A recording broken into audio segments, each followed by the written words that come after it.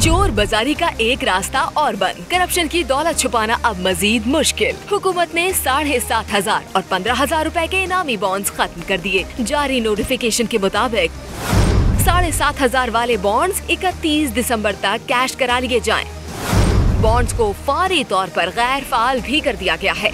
वजारत खजाना के नोटिफिकेशन में ये भी कहा गया है कि बॉन्ड्स वापस करने पर पैसे खरीदार के बैंक के अकाउंट में मुंतकिल किए जाएंगे। 15,000 वाले इनामी बॉन्ड्स के लिए भी सारिफीन को 30 जून तक डेडलाइन दी गई है।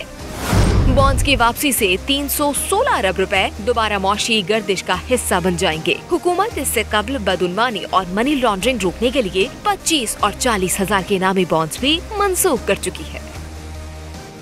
ए नूरे खुदा नूरे बसीरत की तलब है, रमजान का सदका तेरी रहमत की तलब है। मख्फी हैं इसी माह में रहमत के करीने, गर्दाब से निकले हुए बख्शिश के सफीने, गोया हैं तेरे इश्क में हम सब बराबर, मजलिस को तू गुलदस्ता फिरदौस बना दे, रिंदों को सनाए शहलौलाक पिला दे, तू शम्मे कलम को यदे बैज़ाई अता कर, बच्चों को तो इफ्तार में तस्नीम अता कर।